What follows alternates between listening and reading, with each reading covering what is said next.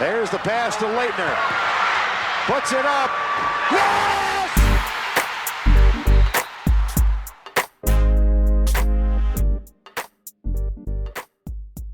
Ladies and gentlemen, welcome back to another episode of the Cameron Chronicles. I'm your host, Alex Jackson, alongside my co-host, Max Rego. We have two very special guests on for us today. Max, you want to take it away? Yeah, so we got a couple of Blue Zone editors, Mr. Andrew Long, Ms. Rachel Kaplan. How you guys doing? Good. I believe, Andrew, you've been on one podcast in the past? Yeah, I did the one right before PK85. Okay, yeah, that makes sense. Rachel, this is your debut, so Yes, welcome to the show. Thank you. Yeah, happy to have you guys on. So, I hope everyone had a great weekend, great Super Bowl yesterday. But, yeah, let's get right into it. So, Duke against Virginia on Saturday. If you are not living under a rock, you saw what happened. 1.2 seconds to go. Tyrese Proctor hits a cutting Kyle Filipowski. The game is tied, by the way. Just throw that out there. Hits a cutting Kyle Filipowski. Filipowski goes to the basket, gets fouled, releases the ball before time expires. But the referees rule, after reviewing, that the foul occurred after the buzzer sounded, which is a misapplication of the rules, and we get into that. But so basically, Filipowski would have gone to the line to shoot 2 free throws and have 2 chances to win the game for Duke. Ends up going to overtime. Duke loses 69-62. So let's get right into it. The ACC released a statement saying after the game, per Rule 5, Section 7, Article 3C of the NCAA rulebook, while a foul occurred after exploration of play, the ball was still in flight, which applies here because Filipowski had shows the replay that he released it with about 0.2, 0.1 seconds left. The ball was still in flight, thus the student athlete should have been granted 2 free throw attempts. That applies here. The ACC said the officials made a mistake. I think it was what was the term? I think they said misattribution or something like that. Yeah, basically a misapplication of the rules. Andrew, Rachel, you guys were there, so what's just catch us up on everything that went down Saturday night.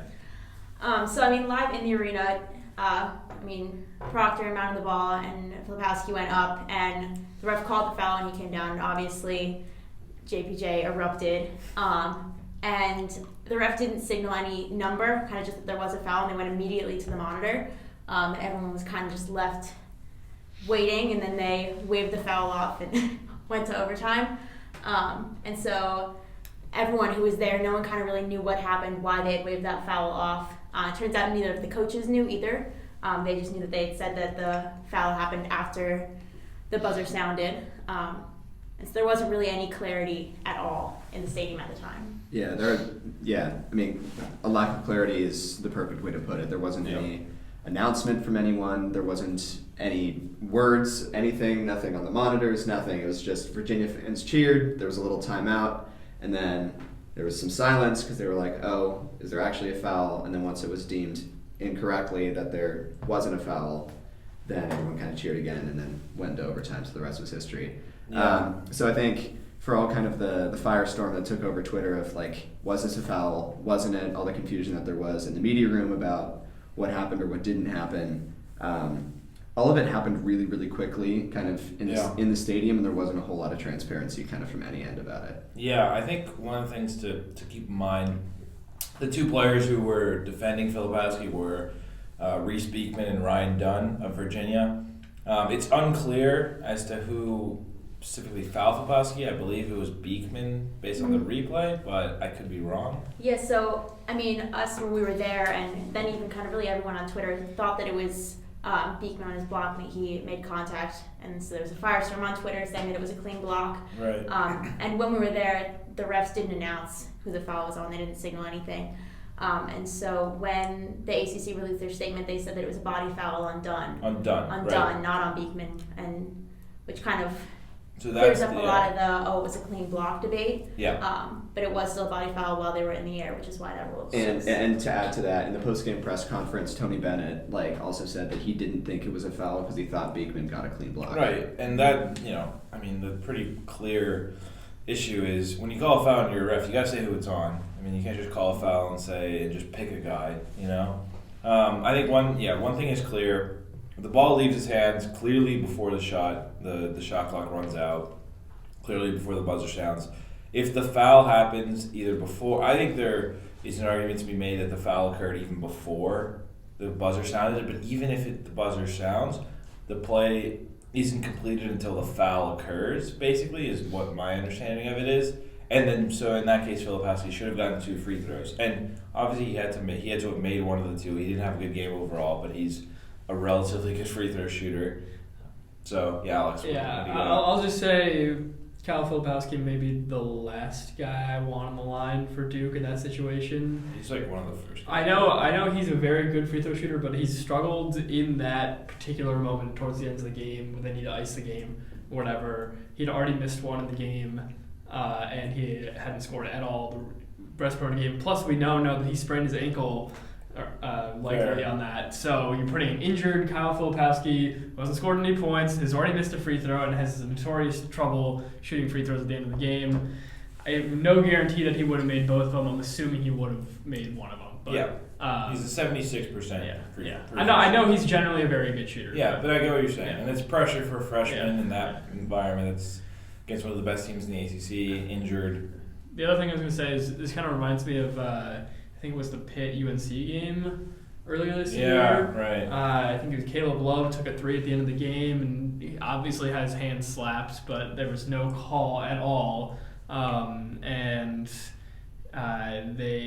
buzzer sounded. It turns out he didn't get the shot off before the buzzer sounded. That's different. It's totally different, but it does make me kind of just think about like where the confusion stands amongst the general public with ACC refs. Right? Yeah, and that's something that I had no need to know the specifics of the rule because it's so rare, I felt. Yeah. And one thing, like, there's a difference between, in my opinion, getting the rule wrong, getting a foul call wrong, getting a block charge call wrong, and not knowing the rules. I think, like, so we can just talk about, like, the implications of it. First off, like, I had a couple things written down. First off, like, the fact that the coaches and the players didn't get an explanation is absurd, in my opinion, that neither Scheyer nor Tony Bennett know in the post-game press conference. Like, the officials, that is their court. They're supposed to have control over it, and both coaches are supposed to know and be aware of what's kind of going on. The fact that there was no explanation is kind of crazy to me. Also, I know you guys were there, but Rachel, you said in your article that the officials left the arena without being able to talk to a pool reporter. And it's interesting, I didn't know that that the sports information director for the host school has to like get a reporter and kind of bring them into the referee locker room. That's might be a weird policy. That's could be something they could look into changing. The fact that they left is, this might sound harsh, that's embarrassing, I think, to tuck your tail and just run and get out of town is crazy to me. Obviously other things impact the game. You know, it's a 45-minute game, but both teams deserve officials that know the rules, understand how to apply them, and can keep control over review situations. And the 3 officials and the replay officials, like, there's just like no excuse for that. So I think that's pretty cut and dry. Yeah, I think maybe you want to get into this in a second, but yeah. The larger problem that everyone will always say is that it shouldn't have come down to just one play at the end of the game. Which we can get into that, yeah. So I think, I guess my main 2 problems with this game, I guess 3 problems, were first Kyle just really not contributing anything the entire game. Other than just being on the floor, really looked frustrated, trying to like make moves when he's not a ball handler. I mean, he just couldn't really do anything. Couldn't get past his man. And then my other thing, obviously the turnovers we'll talk about, but my other thing was Scheyer's reaction to the foul. This has been a problem that I've had with him all year, and I get that he's a mild-mannered guy, but like, I'd love to see some flair from him on the sidelines, you know. I don't know, he seemed pretty off to me. Yeah, I mean, I think it was hard for us to kind of, I mean, Rachel would obviously counter with this if you disagree, but like it was kind of hard to see what he looked like on the sidelines, okay. like from where we were, but in the actual press conference afterwards, like the guy was livid. Okay. Like he was angry. Like I mean, the quotes themselves kind of give that, but I don't know. I mean, I asked him a question and his answer was like, we can't really take lessons. I'm just pissed off. Like, okay. I just from the broadcast itself, they showed just like a clip of him, and it didn't seem that fired up. But obviously, you guys know. And I think I agree that like he needs to be more animated and a little bit more upset on the sidelines. If for no other reason than to kind of galvanize the rest of the team to be like, hey, listen, doesn't matter what the call is. Like, be angry and play the overtime angry, or make your free throws if we get them. But the emotion definitely did come through in the press conference, and I think that's worth something. That's a good point. I think, and just warning on the AC media call, the coach's teleconference, he talked again about it. Still seems pretty upset. Reading the quote now, Rachel, from your story, I believe, which was updated today. Great job with all this, but for me, I'm angry still. As what Scheyer said, I'd be lying to you if I said I wasn't. Saturday was a disappointing outcome. Of course, all of us saw the AC's release, and I respect them for putting it out. I respect them for acknowledging it. Obviously, it doesn't change the outcome that our guys didn't get the opportunity to earn a win. Flip had one of his worst games, and he makes a big-time play. So to not have that opportunity and go to the free throw line, you can't get a rule wrong like that. So for me, it's not okay. I respect the AC for putting that out, but I really hurt for our guys. They play their hearts out.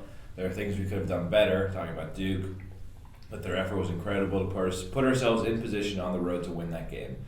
It's hard for me to disagree with anything he said there. I think other things go into the outcome of a game, but I think, like, again, both teams are playing against each other. We talk about Duke having 22 turnovers. That's affected by how good Virginia plays on defense.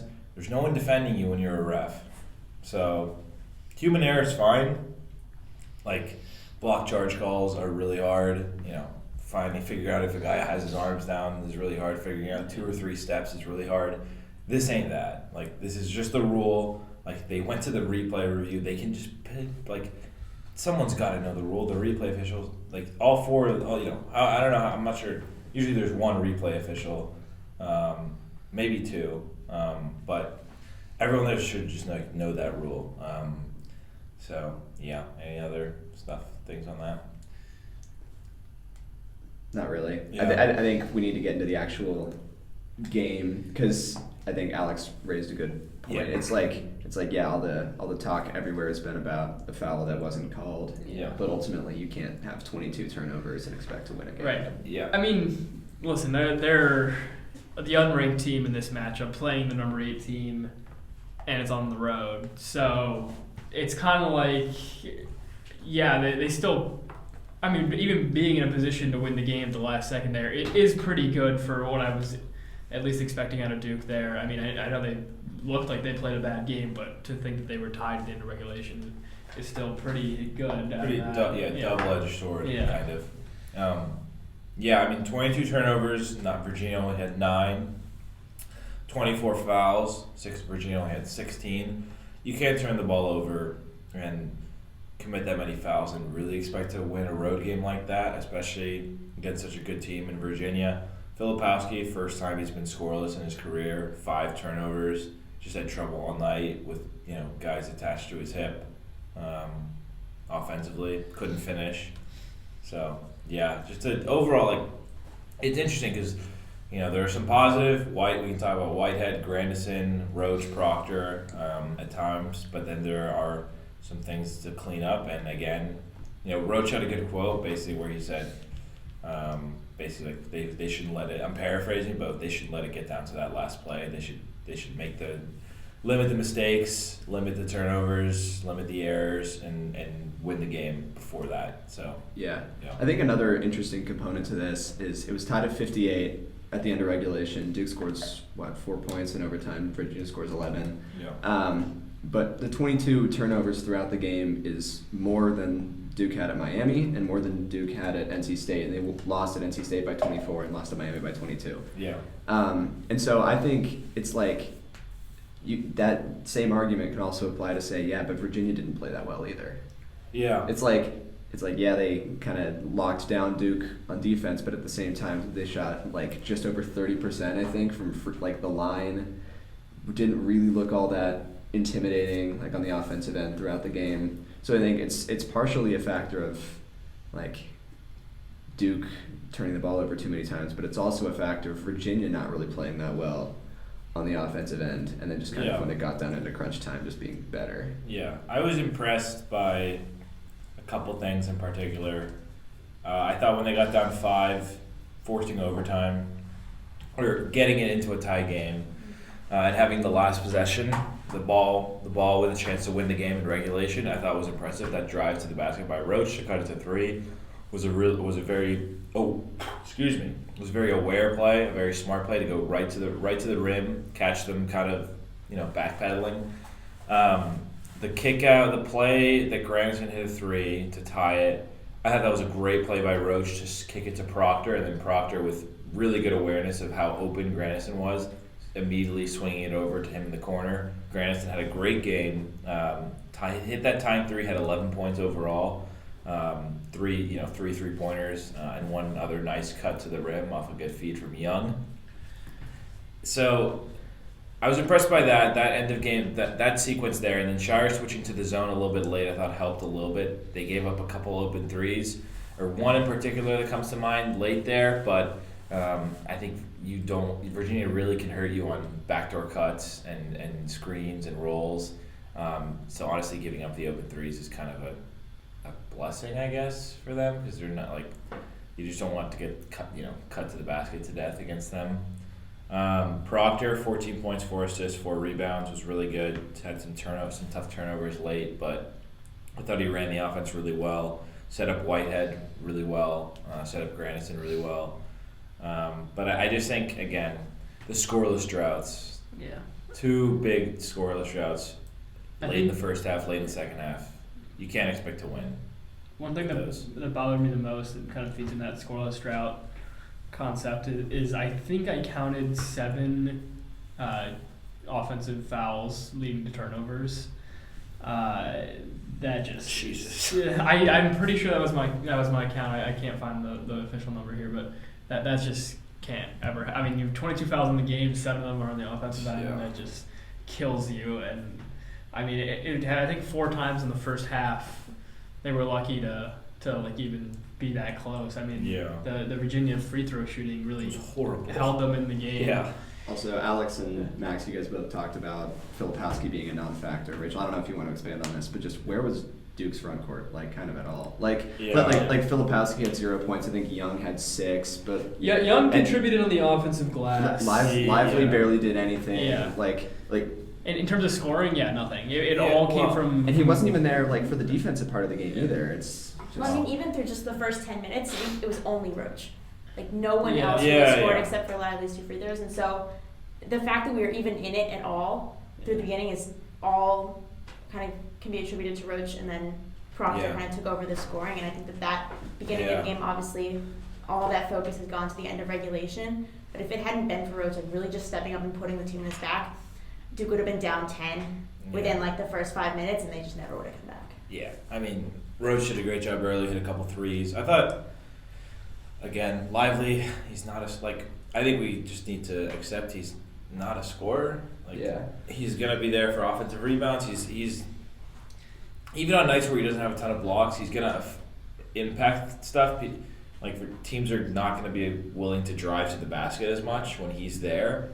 I get that he is not nearly the offensive threat that you would think from from a top 10 recruit, much less, according to some services, the number 1 overall recruit in his class. But he changes things for them defensively.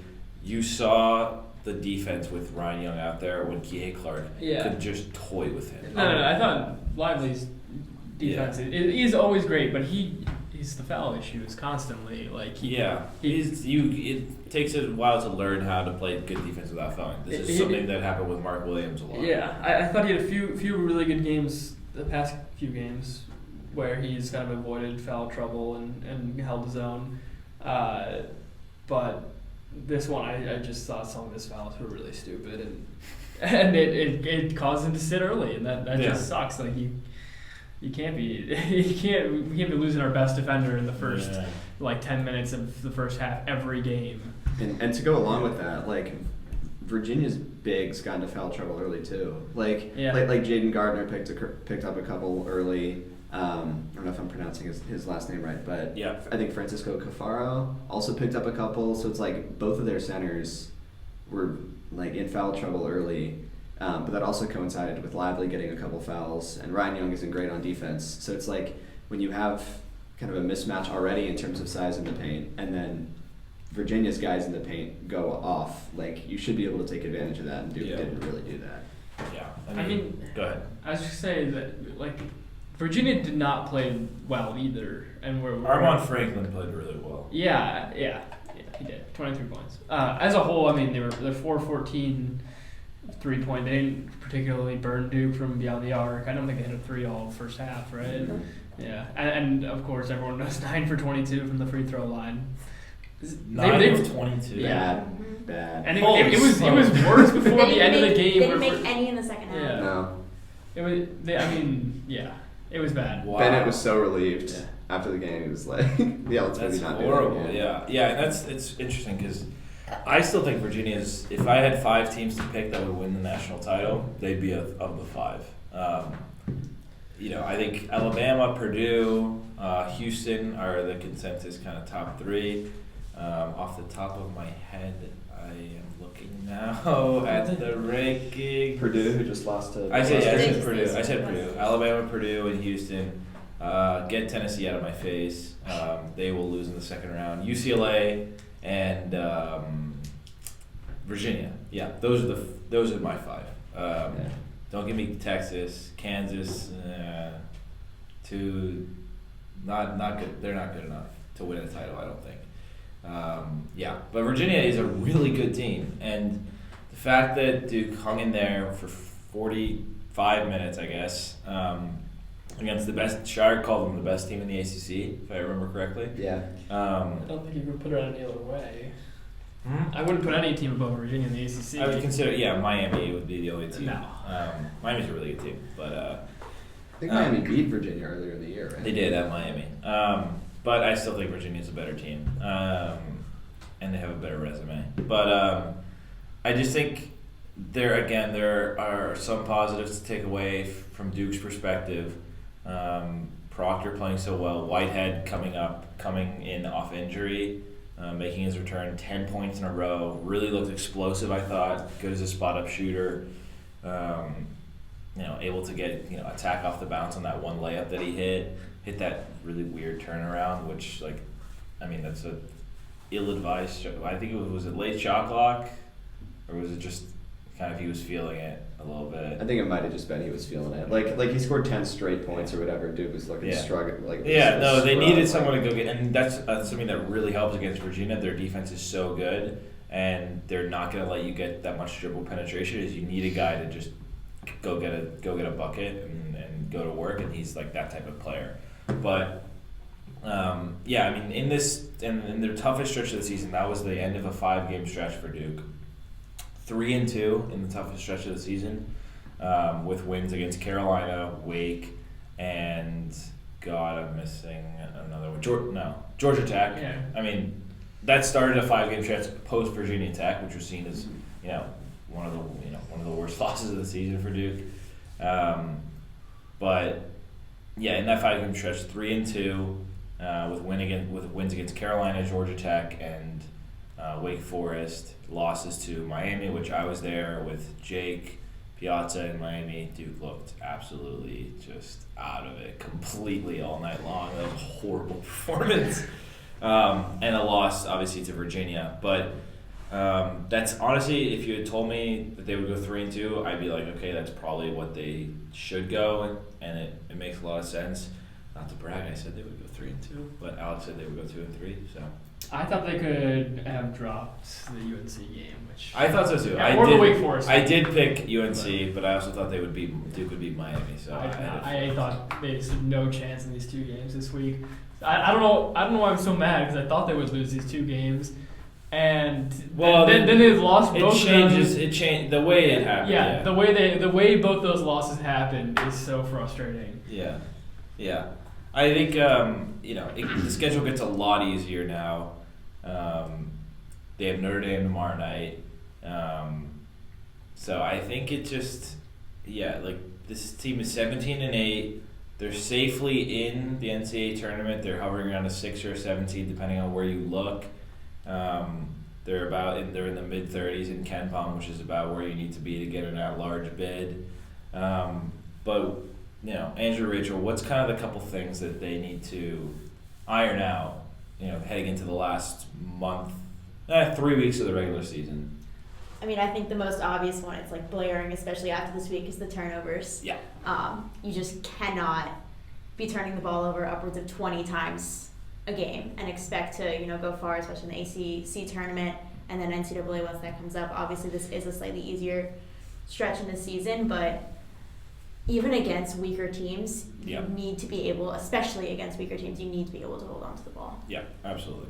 And then the other thing is, I think Duke only has one more road game, and I think it is Carolina on the last day, right? They got 2, Syracuse and Carolina. Oh, Syracuse and Carolina. Syracuse that's this right. weekend, Yeah. and then Carolina, yeah. But, I mean, the loss to Virginia then confirms Duke finishes well below 500 on the road. They're 2-6 right now, which is atrocious.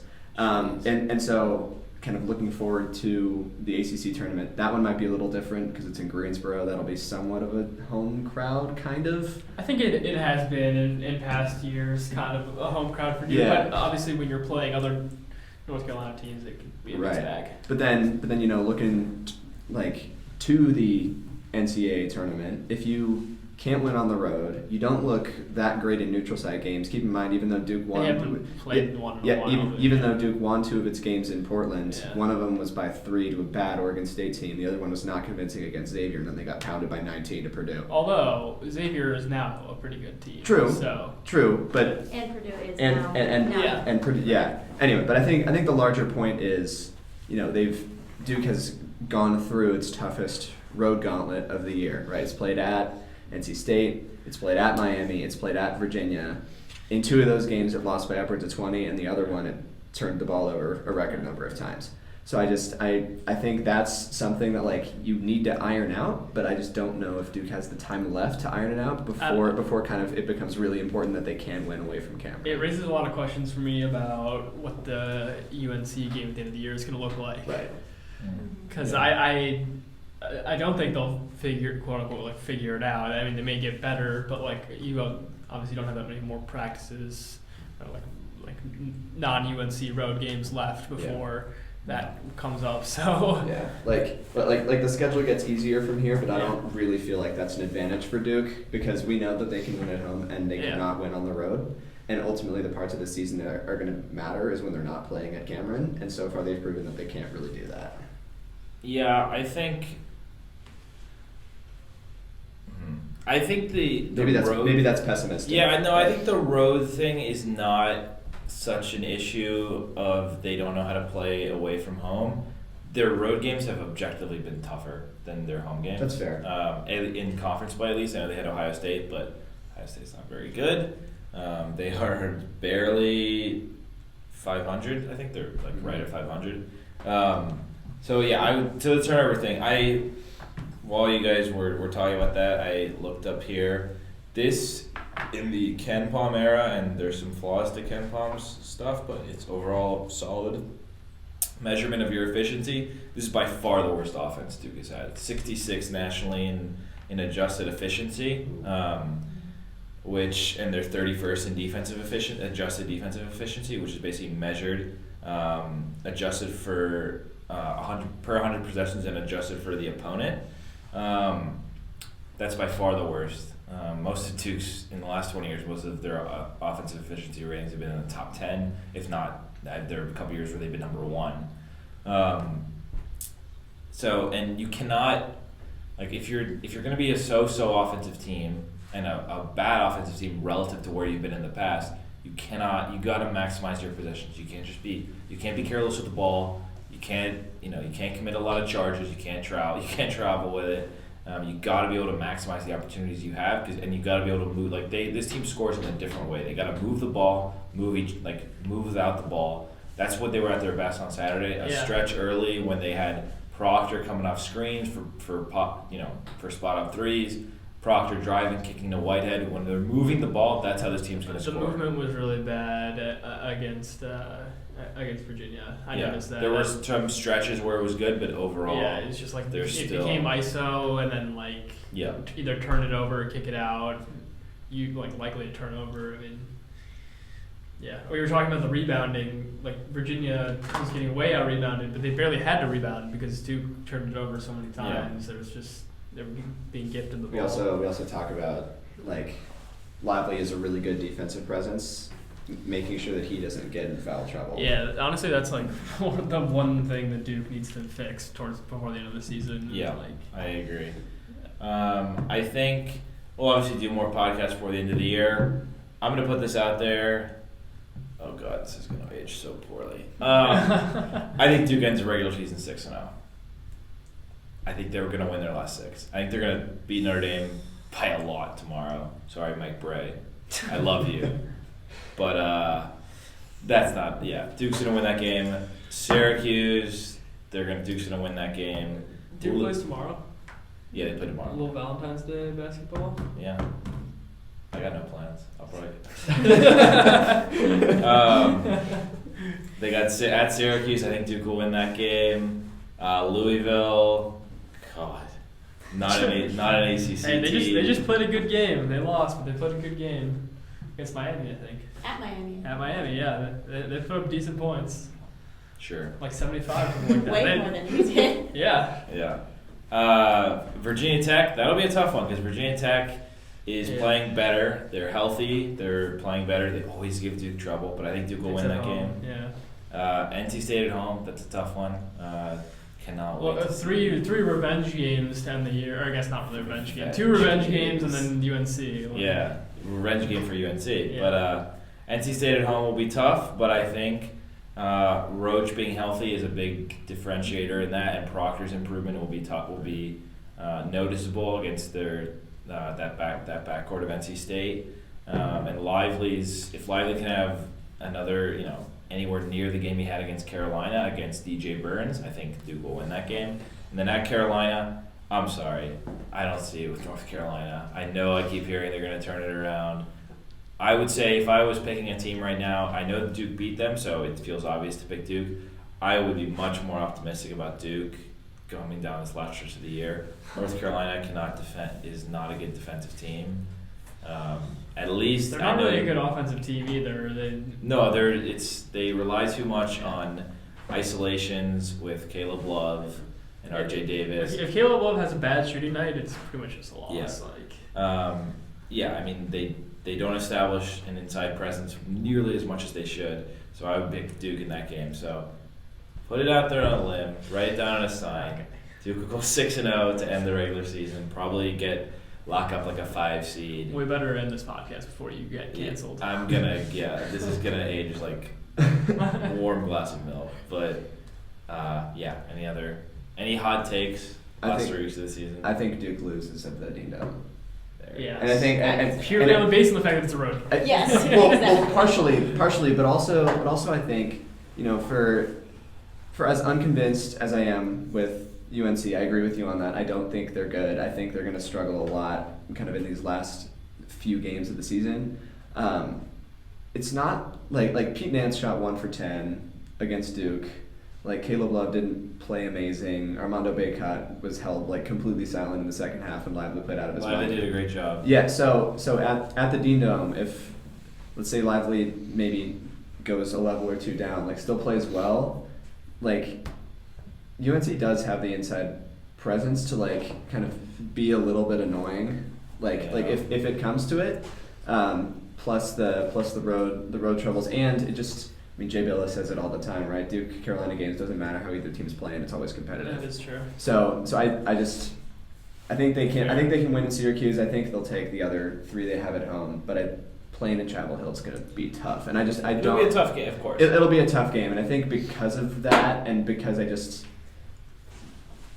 don't know. I think UNC's bigs can play better, and if they do, UNC can probably take it.